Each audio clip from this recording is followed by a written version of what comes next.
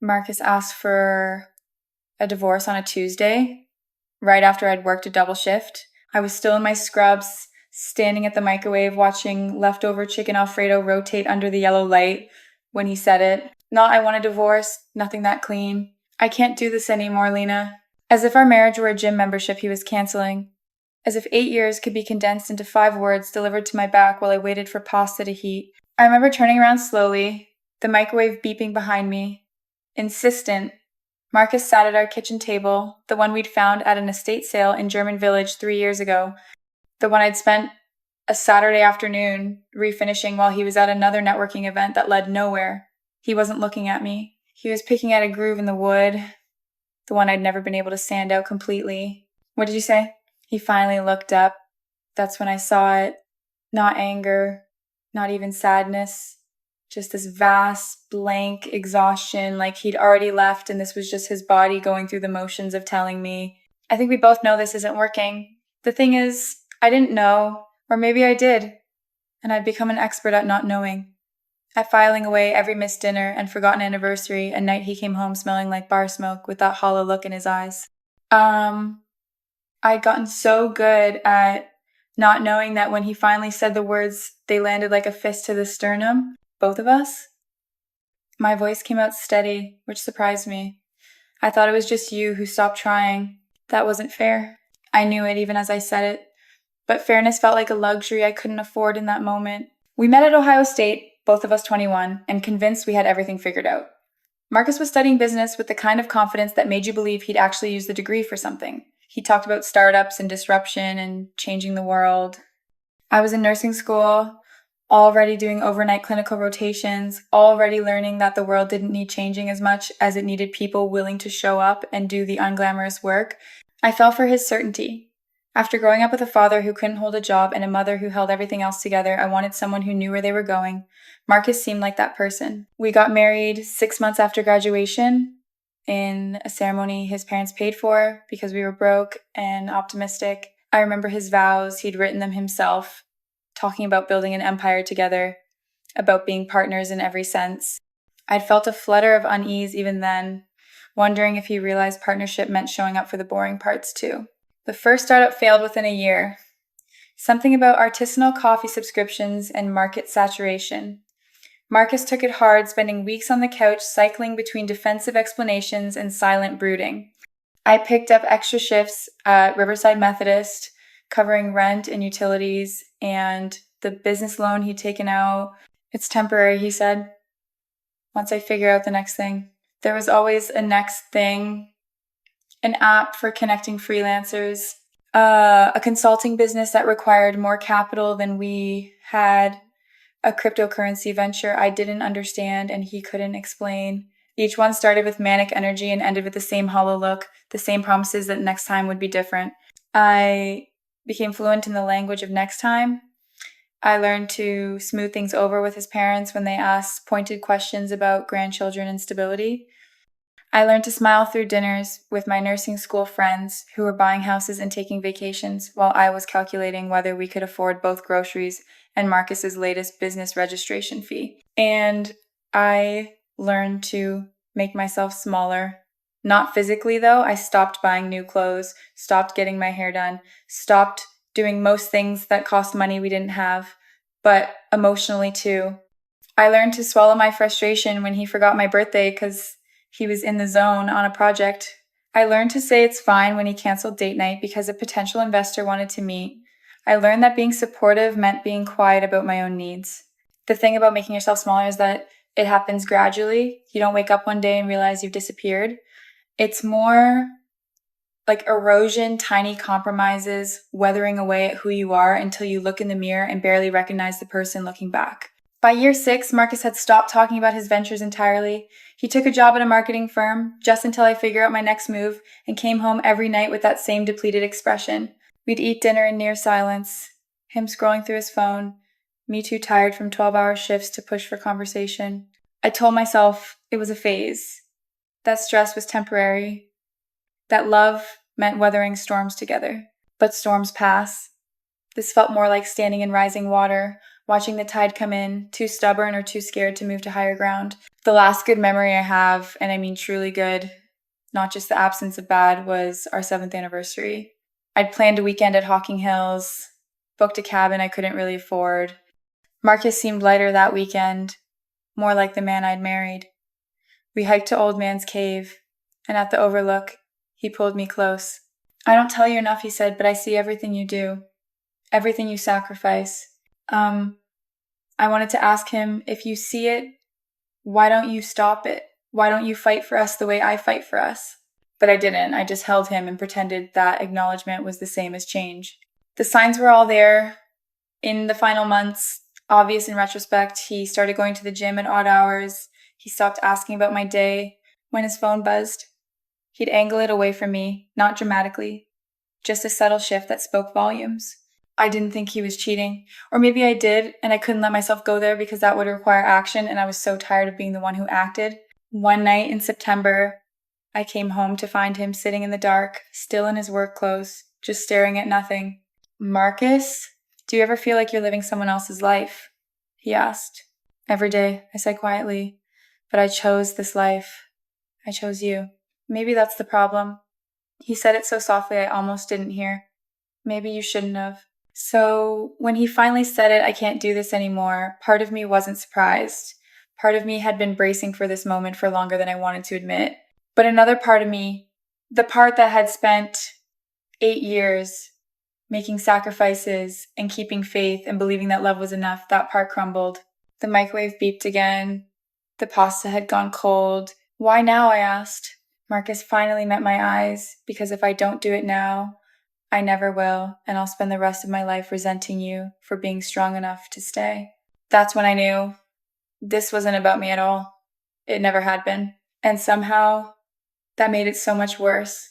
The intervention, Marcus moved out 3 days later, not far, just to his college friend Brandon's apartment in Short North, close enough that I'd probably run into him at the grocery store or the coffee shop on High Street, close enough to feel like torture. His mother called on Saturday.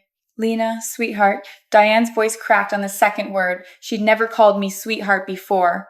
In 8 years, I'd been dear at best, usually just Lena, with that slight pause that suggested she was still deciding if I measured up. Can we come by? Roger and I, we really need to talk to you. I should have said no, should have told her that whatever she wanted to say, I didn't have the bandwidth to hear it. But 8 years of trying to be the daughter-in-law they'd approve of is a hard habit to break. Sure, Sunday afternoon? They arrived at 2 o'clock sharp, Diane carrying a Tupperware of her famous lemon bars, the ones she made for holidays and special occasions. The irony wasn't lost on me. My marriage was ending, and she'd brought dessert. Roger looked uncomfortable in my living room, perched on the edge of the couch, like he might need to make a quick escape. He'd always been better at writing checks than having conversations. Diane sat beside him, her purse in her lap like a shield. We don't think Marcus is thinking clearly. Diane began, not bothering with small talk. He's going through something, a midlife crisis or depression or something. But throwing away 8 years? Throwing away times you asterisks? She leaned forward. That's not who we raised him to be. I stared at the lemon bars sitting on my coffee table. Did he tell you why he wants the divorce? He gave us some vague nonsense about feeling trapped, about needing to find himself. Roger's voice carried an edge of disgust. At 30, he should already know who he is. Maybe that's the problem, I said quietly. Diane reached across and took my hand. Her skin was cool, her grip surprisingly strong. Lena, you've been so patient with him through all his ventures. You've held this family together. We know that. Roger and I know that. Asterisk. Now you know that asterisk? I thought. Asterisk. After 8 years of raised eyebrows and subtle suggestions that maybe I worked too much, maybe I was too practical, maybe I didn't understand Marcus's vision. Asterisk. But I didn't say it. I just nodded. We think if you give him some time, some space, he'll come to his senses, Diane continued. He just needs to see what he's giving up. You don't give up on a marriage this easily. That's not what our family does. Your family, I said, pulling my hand back gently. Is that what I still am? because Marcus seems pretty clear that I'm not. Diane flinched, like I'd slapped her. Of course you're family, you'll always be. Will I? The words came out sharper than I intended. When you see me at Christmas, when Marcus brings someone else, will I still be family then? The silence stretched between us, broken only by the tick of the wall clock, another estate sale find, another Saturday I'd spent fixing something while Marcus was elsewhere. Roger cleared his throat. We raised him to honor his commitments.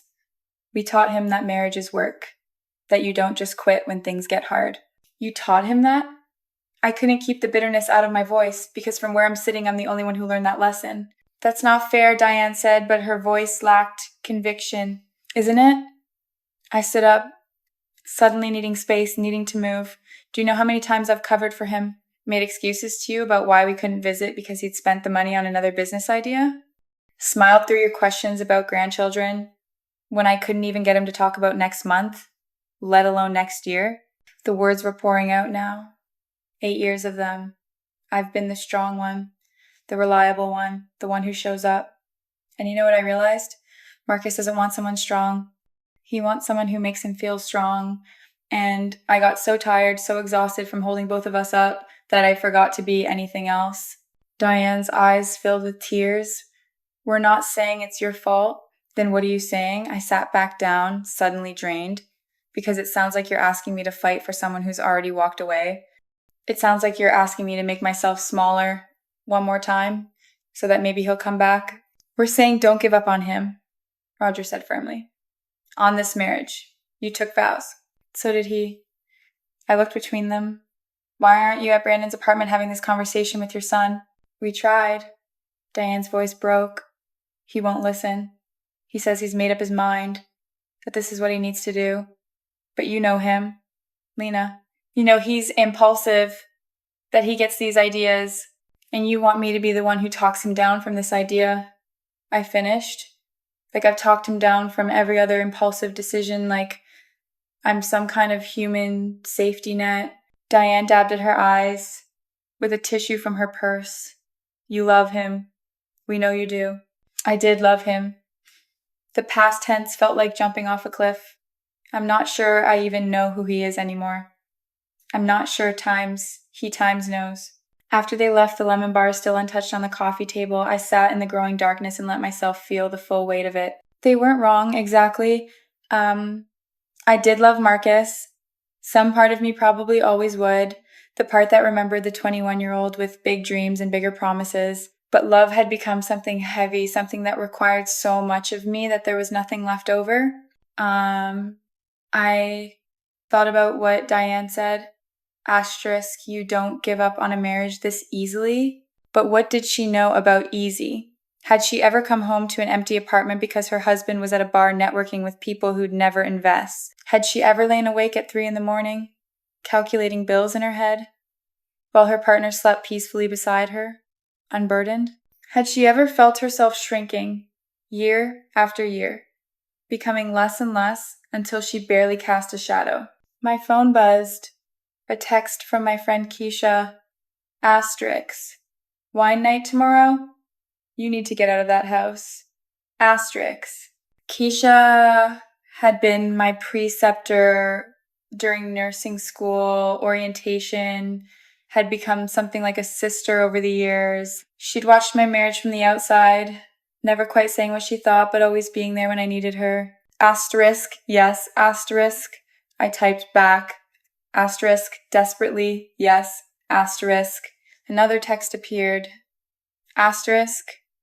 And Lena, his parents don't get a vote in your life anymore, just remember that. Asterisk. I stared at those words for a long time. When had I started living like other people got to vote on my choices? When had I started treating my own happiness like it needed committee approval? I picked up one of the lemon bars, took a bite.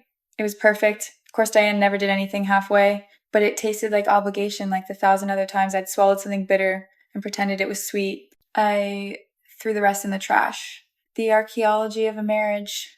Wine night with Keisha turned into 3 hours at a bar in German Village, the kind of place with exposed brick and craft cocktails that cost too much. I told her everything: the divorce, Marcus's parents, the way I felt like I was being pulled in directions I didn't want to go. So let me get this straight. Keisha said, signaling for another round, his parents show up, ask you to fix their son's mess, and you're actually considering it? I'm not considering it.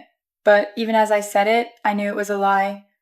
Part of me was still calculating whether there was a way to make this work, whether I could somehow be enough to change his mind. Lena. Keisha's voice went gentle, which was worse than if she'd been harsh. What do times you times want? The question hit me like cold water. When was the last time someone had asked me that? When was the last time I'd asked myself? I don't know. I admitted. I wanted the marriage to work. I wanted him to be the person I thought he was. I wanted to not feel like I wasted 8 years of my life. That's still about him. Keisha leaned forward. What do you want, just for you? I opened my mouth, and nothing came out. The silence between us grew until it felt like its own answer. Jesus, Keisha breathed. You don't even know, do you? And she was right. Somewhere in the years of supporting Marcus's dreams, managing Marcus's moods, accommodating Marcus's needs, I'd stopped having wants of my own. Or I'd had them once, and I'd buried them so deep I couldn't remember where. I used to paint, I said finally. In college. Watercolors, mostly. I was going to minor in art, but switched to psychology because it was more practical. I made air quotes around the word. I haven't touched a brush in, 6 years. Why not? Because there was always something else. Bills to pay, Marcus's stuff to deal with, extra shifts to pick up. And after a while, it seemed silly, like who was I to waste time on something that didn't contribute, that didn't serve a purpose? Keisha's expression did something complicated, anger and sadness mixing together. Lena, you're a person, not a support system. You're allowed to have things that are just for you. I know that, but had I ever really believed it? Do you, though? Keisha pushed her glass aside and took my hands. Because from where I'm sitting, you've spent 8 years proving your worth through what you do for other people. And now that Marcus is leaving anyway, you're spiraling because maybe all that sacrifice didn't mean anything. The words stung because they were true. I'd built my entire identity around being the strong one, the reliable one, the one who kept everything together. If Marcus left anyway, what did that make me? What had it all been for? I need to tell you something, Keisha said quietly.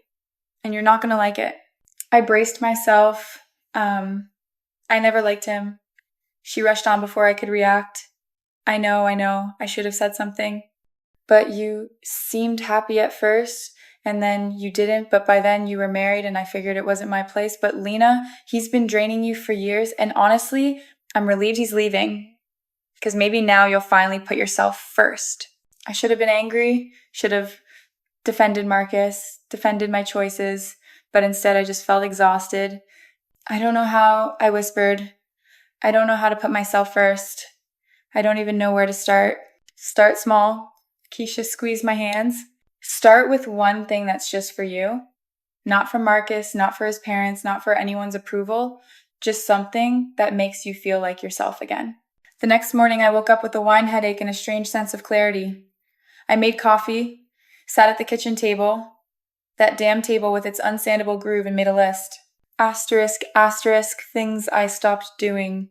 Asterisk, asterisk, painting, reading fiction only, medical journals, and occasional news. Yoga, gym membership canceled 2 years ago. Brunch with friends always too expensive or too busy. Traveling Marcus got anxious about being away from opportunities.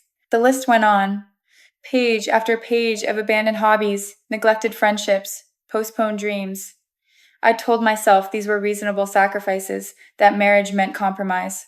But looking at it all written out, I realized I'd done all the compromising, Marcus had just done all the taking. I picked up my phone and did something impulsive, something the old Lena would never have done. I searched for art classes and found a watercolor workshop that Wednesday evening at a community center in Clintonville. Beginners welcome, supplies included, $50 I didn't really have but was going to spend anyway. I signed up before I could talk myself out of it. Marcus texted that afternoon. Asterisk, need to come by for some things tomorrow. Okay? Asterisk.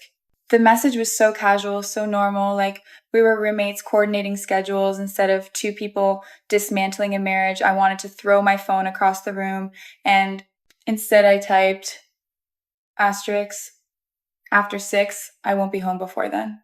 a lie.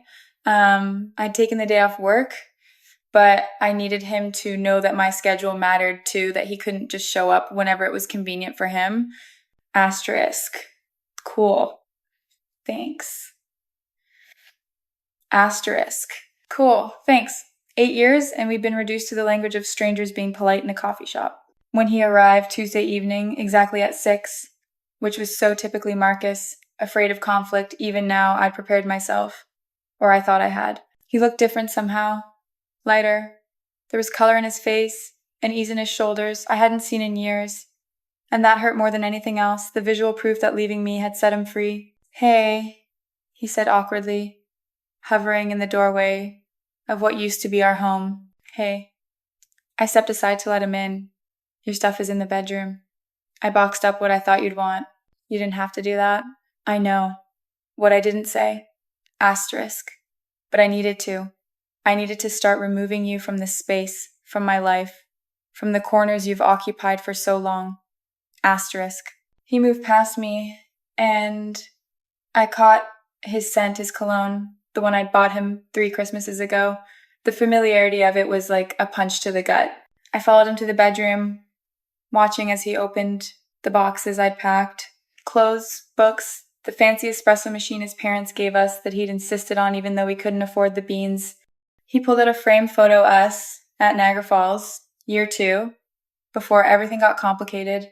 Can I keep this? He asked. The question raged me. You're asking permission now? You didn't ask permission to blow up our marriage. He set the photo down carefully. That's not fair. No.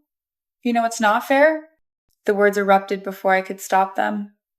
Your parents showing up here, asking me to save you from yourself. Again.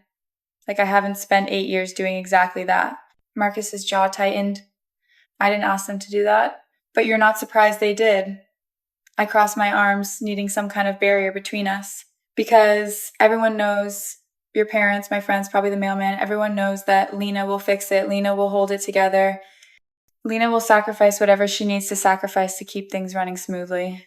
I never asked you to sacrifice anything, he said quietly. You didn't have to ask, my voice cracked. You just kept failing, kept starting and stopping and spinning your wheels, and I kept picking up the pieces.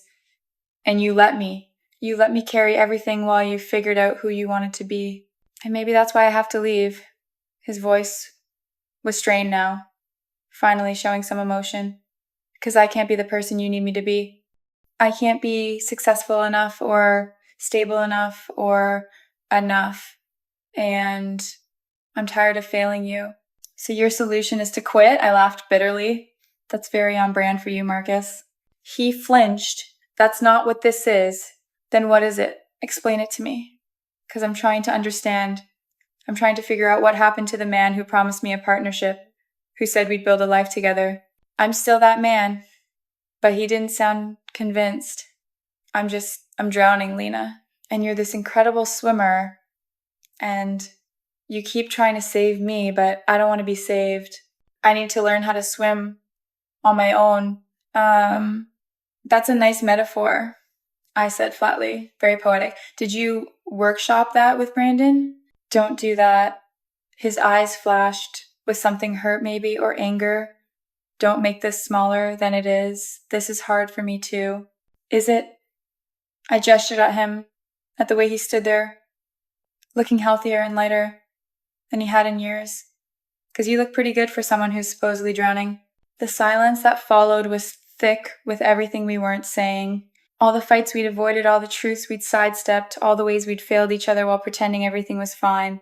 Your mom said you're going through something, I said finally. A crisis or depression or whatever. She thinks you'll change your mind. I won't. She thinks if I just wait, if I'm patient, you'll come back. Lena? But you won't, will you? I looked at him directly, needing to see his face, when he answered. This isn't temporary. This isn't a phase. You've already left. This is just the paperwork. He met my eyes, and for once, he didn't look away. No, I won't come back. And there it was. The truth I'd been dancing around, the reality I'd been trying not to face.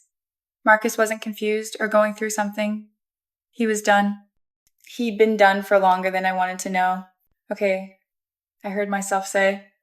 Then I need you to tell your parents that, because I can't keep being the one who manages their expectations about us. I can't keep being the bridge between you and everyone else. I'm tired, Marcus. I'm so goddamn tired. Something in him softened. I know, I'm sorry. I'll talk to them. Don't apologize to me. I sat on the edge of the bed, suddenly unable to stand. Just don't. It doesn't help. He stood there, box in hand, looking like he wanted to say something more. But what was there to say? We'd run out of words years ago. We'd just been too afraid to admit it. I'll get the rest another time, he said finally. After he left, I lay on the bed, my bed now, and stared at the ceiling. The apartment was quiet in a way it hadn't been before. Not peaceful, just empty. My phone buzzed. A reminder about the watercolor class tomorrow. I almost canceled. Almost convinced myself it was silly, a waste of money, that I had too much to deal with to play with paints like a child. But then I thought about Keisha's question. Asterisk. What do you want? Asterisk. I wanted to remember what it felt like to create something just because it made me happy. I wanted to spend 2 hours not thinking about Marcus or the divorce or what everyone expected from me. I wanted to take up space in my own life again. So I kept the class on my calendar and went to bed early, dreaming of colors I couldn't name, learning to hold the brush. The community center smelled like old coffee and floor wax. I arrived 15 minutes early to the watercolor class, clutching my purse like a shield, suddenly convinced this was a terrible idea. What was I doing here? I had bills to review, shifts to schedule, a marriage to dissolve. Playing with paints felt indulgent, irresponsible, all the words I'd been using to deny myself anything for years. I almost turned around. First time. A woman about my age appeared beside me, holding 2 paper cups of terrible community center coffee. She held one out. You have the look. What? Look like you're about to bolt. She grinned. I almost did too, my first class. But then I figured, what's the worst that could happen? I make ugly art? Nobody dies. I took the coffee, surprised by the laugh that escaped me. I'm Lena. Tasha, fair warning, I'm terrible at this. But it turns out being terrible at something is actually pretty freeing. She gestured toward the classroom. Come on, let's go be terrible together. The instructor was a woman in her 60s named Helen, with paint-stained fingers and the kind of calm presence that made you want to confess your secrets. She set us up with supplies, paper, brushes, palettes of color that looked jewel-bright under the fluorescent lights. The first rule, Helen said, walking between our tables, is that there are no mistakes in watercolor, only happy accidents and learning opportunities. The second rule is that you're here to play, not to perform. Nobody's grading you, nobody's judging. This is your time. Your time. The words settled into me like a key finding its lock. Helen demonstrated basic techniques: wet on wet, dry brush, how to let the water do the work instead of fighting it. I watched her brush move across the paper, colors bleeding into each other, creating something beautiful out of what looked like chaos. Now you try, she said. Don't think too much, just see what happens. I loaded my brush with blue, a deep midnight blue that reminded me of the lake at Hocking Hills. My hand shook slightly as I touched it to the wet paper, watching the color spread and bloom. It was terrible. The blue bled too far, creating muddy edges. I'd used too much water, and the paper was buckling slightly. But as I sat there, watching the paint do its own thing, I felt something loosen in my chest. I wasn't trying to control it. I was just letting it be. I added green, then a touch of purple. The colors mixed in ways I didn't expect, creating shades I couldn't have planned. And instead of frustration, I felt curiosity, wonder, even. That's lovely, Helen said, pausing beside my table. See how you're not fighting the medium, you're having a conversation with it. Tasha leaned over from the next table. Okay, yours is actually pretty. Mine looks like a bruise. A very artistic bruise. I offered, making her laugh. By the end of the 2 hours, I had 3 pieces of paper covered in abstract experiments, none of them good, all of them mine. My fingers were stained with paint, my back ached from hunching over the table, and I felt more like myself than I had in months. Same time next week, Tasha asked, as we cleaned up. Yeah, I said, surprising myself. Same time. I hung the paintings on my refrigerator when I got home, bold and unapologetic, like a child proud of their work. They weren't sophisticated. They weren't even particularly nice to look at, but they were proof that I'd spent 2 hours doing something just for me. And my phone buzzed. Marcus, talk to my parents. They shouldn't bother you anymore, asterisk. I stared at the message. No apology. No acknowledgement of how unfair it had been. Just a simple statement of fact. I deleted the text without responding. The next morning at work, I ran into Dr. Patel in the break room. She was one of the ER docs I'd worked with for years, sharp, no nonsense, and somehow always put together even during the chaos of a trauma. Lena, she looked up from her coffee. I heard about you and Marcus. I'm sorry. Word traveled fast in a hospital. I shouldn't have been surprised. Thanks, I said, pouring my own cup. It's probably for the best. Can I tell you something? She didn't wait for permission. When I got divorced, and yes, I know everyone's situation's different, but when I got divorced, someone told me that the end of a marriage is like a death, and you need to let yourself grieve it. Don't try to be strong or brave or whatever. Just be sad, be angry, be whatever you need to be. I felt my throat tighten. I don't know if I'm allowed to be angry. I mean, he didn't cheat. He didn't hit me. He just stopped wanting to be married. That's enough, Dr. Patel said firmly. You're allowed to be angry that he gave up. You're allowed to be angry that you tried and he didn't. You're allowed to be angry, period. You don't need permission. The words cracked something open inside me. I'd been so focused on being reasonable, on understanding Marcus's perspective, on being the bigger person. I hadn't let myself just be furious. I'm angry, I admitted, and saying it out loud felt like breaking a dam. I'm so angry I can barely breathe sometimes. I gave him everything and he just walked away like it meant nothing. Good, Dr. Patel said. Hold on to that. Use it. Because anger is fuel. And you're going to need fuel for what comes next. What comes next? She smiled. Figuring out who you are when you're not busy saving someone else. That week I did something I'd never done before. I said no. My charge nurse asked if I could cover a shift, and instead of automatically saying yes, calculating bills, weighing obligations, I said, no, I have plans.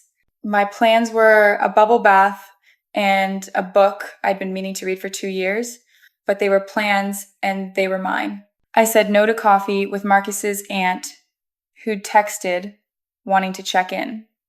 I said no to the overtime I usually volunteered for.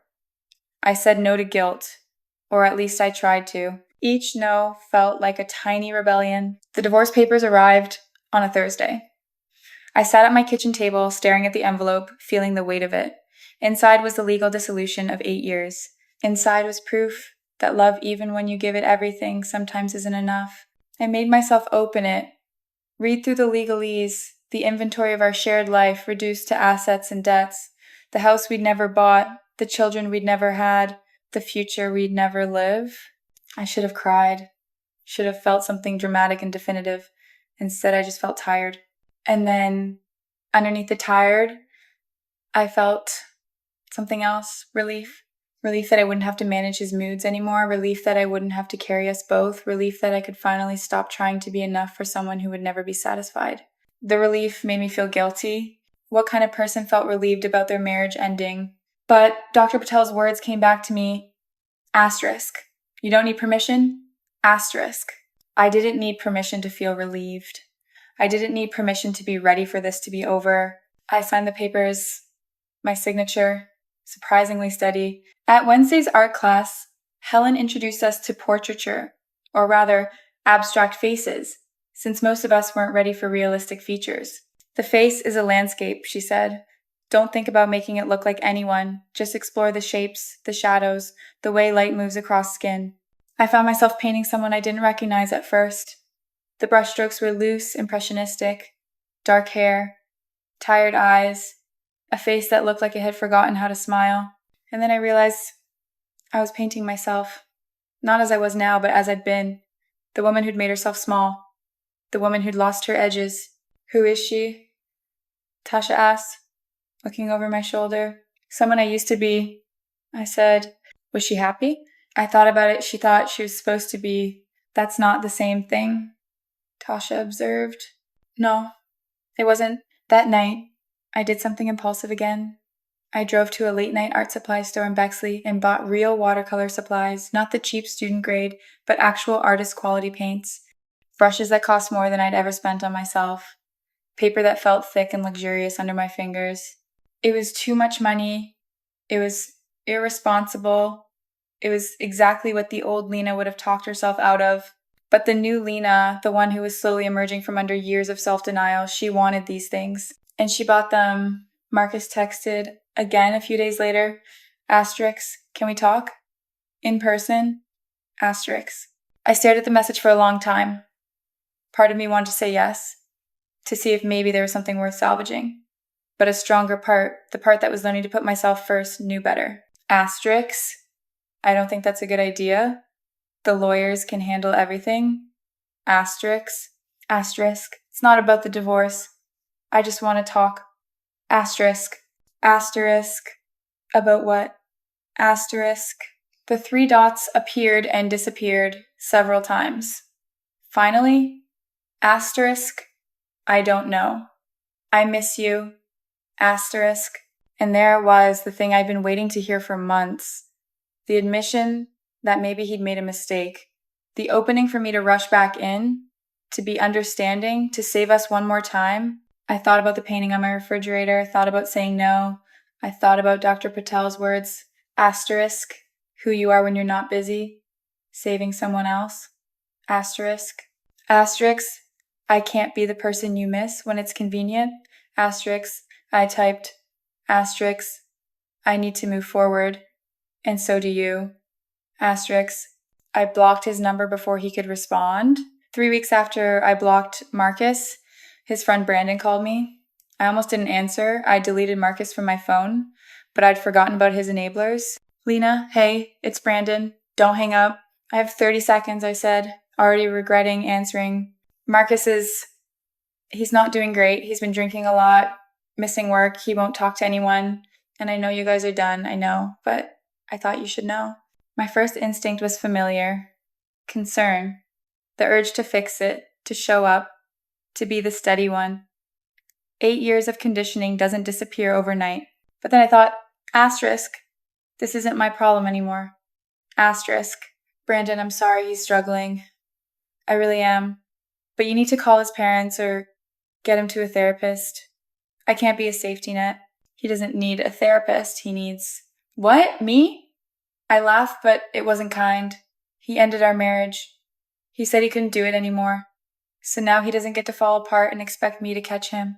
That's not how this works. Jesus, Lena. When did you get so cold? The question stung, but I didn't back down. Around the same time, I realized that caring about myself doesn't make me a villain. Take care of him, or don't, but leave me out of it. I hung up before he could respond. My hands were shaking. Not from fear or sadness, from anger, and underneath it, pride. I just set a boundary and held it, even when someone tried to weaponize my compassion against me. I texted Dr. Patel. Asterisk just told Marcus's friend to leave me alone. Feels weird. Good weird? Asterisk. Her response came immediately. Asterisk. Good. Weird. Proud of you. Asterisk. At the next art class, Helen announced we'd be working on a long-term project, a series of paintings exploring transformation. Think about something that changed you, she said. A moment, a season, a relationship.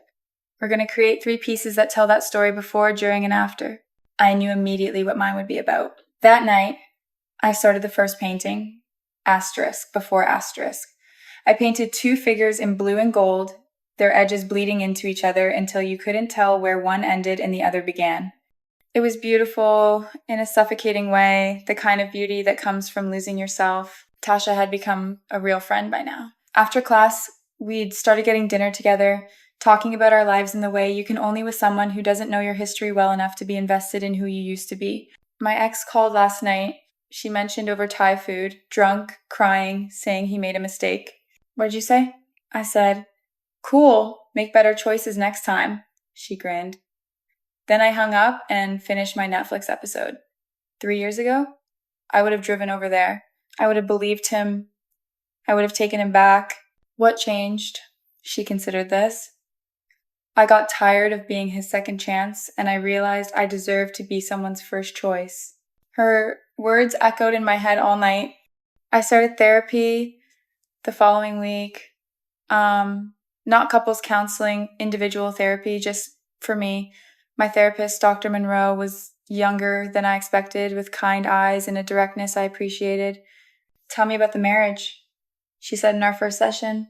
I'd prepared a whole speech about Marcus, about his failures and my sacrifices, but what came out was different. I think I was addicted to being needed, I heard myself say. Marcus gave me purpose. I got to be the strong one, the capable one. And somewhere along the way, I forgot that I was also allowed to be the vulnerable one, the one who needs support. Dr. Monroe nodded. What do you think happens if you're not strong? Everything falls apart. You're separated, heading toward divorce? Has everything fallen apart? I thought about the art classes, about saying no, about the quiet evenings in my apartment where I read or painted or just existed without performing strength for anyone. No, I admitted, actually, I think things might be falling together. The second painting during times was harder. I painted it over 3 sessions, using reds and blacks, harsh lines and chaotic brushstrokes. It was the unraveling, the anger, the grief. It was ugly in a way that felt honest.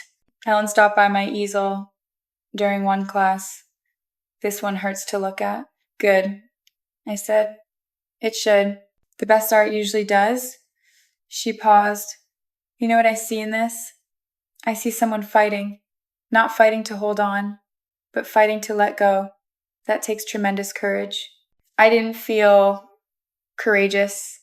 Most days I felt like I was barely keeping it together, but maybe that was what courage looked like, not the absence of fear, but moving forward anyway. My mom called one evening, her voice careful in that way that meant she'd been talking to other family members about me. Sweetheart, I ran into Diane at Kroger today. She said you won't return her calls. I have nothing to say to her, Mom. She's worried about you. They all are. They're not worried about me, I said, trying to keep my voice even. They're worried I'm not trying hard enough to get Marcus back. There's a difference. Silence on the other end, then you sound different. I am different. Good, different, or I don't know yet. I admitted, but I'm done trying to be what everyone else needs me to be. So, if that makes me difficult or cold or whatever they're saying, then I guess that's what I am now. My mom was quiet for a long moment. Your father and I, we didn't have an easy marriage. You know that, and I stayed because I thought that's what you do. You stay, you make it work, you don't give up.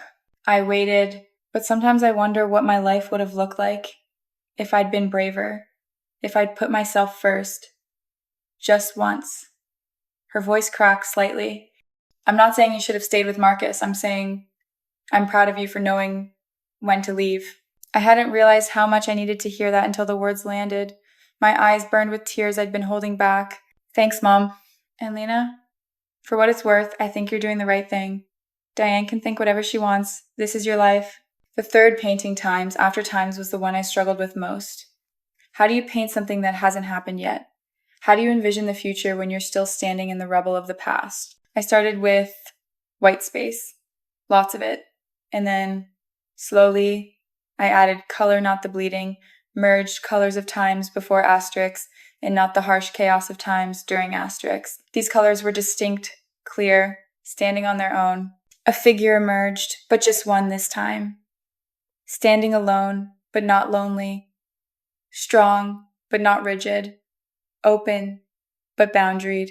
It took me 5 sessions to finish it. When I finally stepped back and looked at all 3 paintings side by side, I saw the full story. The loss of self, the painful awakening, and the tentative rebuilding. You should show these, Tasha said, standing beside me at the final class showcase where Helen had encouraged us to display our term projects. They're too personal. That's exactly why you should show them. She squeezed my arm. Your story matters, Lena, and I guarantee you're not the only person who's lived it. The divorce was finalized on a Tuesday in November, almost exactly 8 months after Marcus had first said he wanted out. I went to the courthouse alone, no lawyers present, just paperwork and a judge's signature making official what had been true for a while now. Walking out of that building, I expected to feel devastated. Instead, I felt something lighter. Like I'd been carrying a heavy coat for years and had finally been given permission to set it down. I drove to the art supply store and bought a huge canvas, 3 feet by 4 feet, big enough to get lost in. I didn't have a plan for it yet, but I liked knowing it was there, waiting. A blank space full of possibility. 6 months later, I ran into Marcus at the grocery store on a Sunday afternoon. I'd imagined this moment dozens of times, rehearsed what I might say, but when it actually happened, standing in the produce section with him looking thin and tired, I felt nothing. No anger, no longing, just a distant recognition of someone I used to know. "Lena," he said, surprise clear in his voice. "Hey, you look good. Really good." "Thanks," I kept my hand on my cart, a barrier between us. "How are you?" "I'm okay. Working at the same place. Got promoted, actually." He shifted his weight. I heard you've been painting." "From who?" "My mom saw your work. At some community center exhibit. She said it was beautiful." The exhibit. I had finally let Tasha talk me into displaying my transformation series at a local gallery show the community center organized. It felt vulnerable, exposing those paintings to strangers. But it also felt necessary. "That's nice of her to say," I said neutrally. An awkward silence stretched between us. Marcus opened his mouth, closed it, then tried again. "I'm sorry for how I handled everything, for shutting down instead of communicating, for not being the partner you deserved. A year ago, I would have wanted this apology more than anything. Now it felt too little too late. I appreciate that," I said. "I hope you're doing better. Really. Are you seeing anyone?" The question surprised me. "That's not really your business anymore, Marcus." He flinched, and I felt a flicker of guilt. But then I remembered I didn't owe him anything. Not information about my life, not comfort, not even politeness beyond basic courtesy. "You're right," he said quietly. "I'm sorry. I miss you. I miss us." "You miss the version of me that made your life easier," I corrected gently. "And I don't blame you for that. But she's gone. And honestly, I don't miss her at all." I moved past him toward the checkout, my cart full of ingredients for a dinner I was cooking for Keisha and Tasha, my first time hosting in the apartment that was finally starting to feel like mine. "Lena?" Marcus called after me. I turned back. "I'm glad you're happy," he said, and he sounded like he meant it. "I'm getting there," I replied, and as that evening, with my friends laughing in my kitchen and something experimental but probably edible in the oven, I thought about where I'd been a year ago, drowning in grief, convinced my worth was tied to a failing marriage, unable to imagine a life beyond the one I'd built with Marcus. And now I was teaching myself to cook beyond microwave meals. I had a small but growing collection of paintings that people actually wanted to buy. I'd signed up for a half marathon because why not? I was even considering going back to school for my master's degree. "Earth to Lena," Keisha said, waving a hand in front of my face. "You good?" "Yeah," I said, and I meant it. "I'm good." Tasha raised her wine glass to Lena, who learned to put herself first and became annoyingly well-adjusted. "I'm not that well-adjusted," I protested. "I still have moments where I want to text Marcus and tell him exactly what I think of him." "But you don't," Keisha pointed out. "That's growth, baby." We clinked glasses, and in that moment, surrounded by friends who saw me, really saw me, who celebrated my mess along with my wins, I realized something profound. I'd spent 8 years trying to be enough for someone else. It turned out the only person I needed to be enough for was myself. And I was. I finally was. The end. This story is about the quiet ways we lose ourselves in relationships and the painful but necessary work of finding our way back. It's about learning that love without self-respect isn't love, it's sacrifice without meaning. And it's about discovering that the person you become after heartbreak can be stronger, fuller, and more authentically you than the person you were before. If you're in the middle of your own transformation, whether from an ended relationship, a lost dream, or any life-altering change, know that it's okay to prioritize yourself. It's okay to be angry. It's okay to grieve, and it's okay to move forward anyway. Your story matters. Your healing matters. And you are enough, exactly as you are.